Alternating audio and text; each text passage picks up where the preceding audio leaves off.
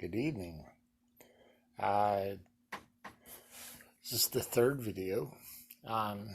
First I did the introduction, and last time we talked about triggers a little bit. Today I'm just gonna talk, and wherever it goes, it goes. All right.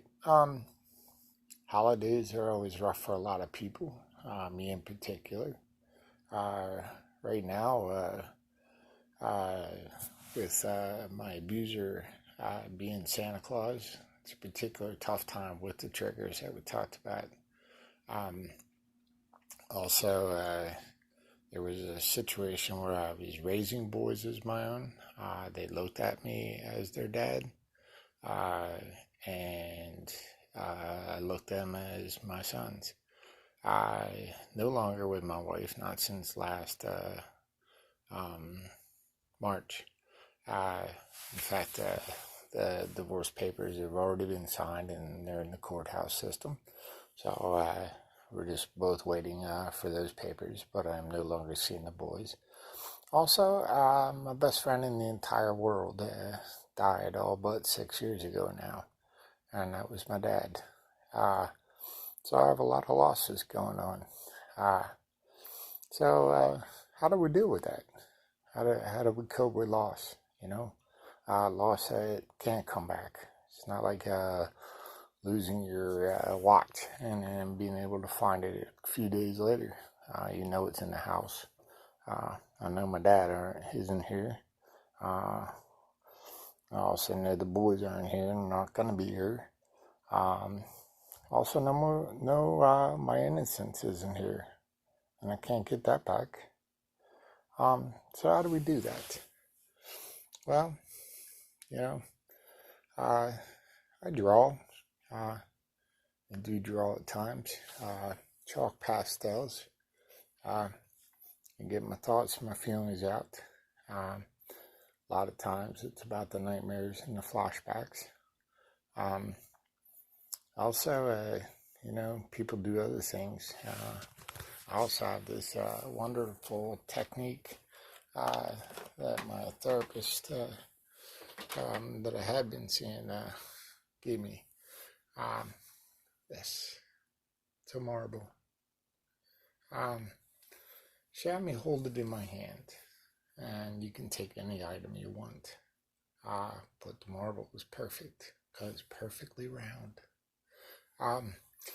You hold it in your hand and you close your eyes and you think of the happiest thing you can think of. Whether it's somewhere you've been, people that make you happy. Maybe it's an imaginary place you've made up in your head. So you put all those good thoughts into that item, into my marble. And then every time I'm anxious or upset, I put my hand in my pocket because I carry this marble everywhere I go. To work, to appointments, it's always in my pocket. Every day I get up, I put that in my pocket just like I put my wallet and my keys in my pocket. But this has a lot more in it than my wallet. But yeah, so I hold it and I rub it. Sometimes I can close my eyes depending on the situation, where I'm at and what I'm doing. And I picture all those happy thoughts. And the happy thoughts have grown. And I haven't had this marble that long, only about a month and a half. But, I've added a couple thoughts, a couple things to this marble. Actually, there are a couple people. I think about those people. Yeah.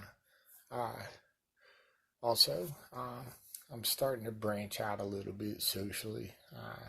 I'm not a social butterfly, even though I'm on here and I am on Facebook. So if you're not on my Facebook, you're welcome to look me up. Same name as you're finding right here on this channel, Dan Reese. So I just welcome you into that. But I'm branching out a little bit. I went over to a lady that I used to work with. Went over to her house for lunch, and then stayed, and her stepdaughter came home. She was staying with them for a while. That stepdaughter was amazing. We connected right away. She did a lot of things for me. She was very excited about writing things down for me, and wrote this paper. I'm supposed to write the bad thoughts down when they come to my head, and she wants to read it down the line and talk to me about it. And she was a very spiritual girl, and that was amazing. They're both amazing women.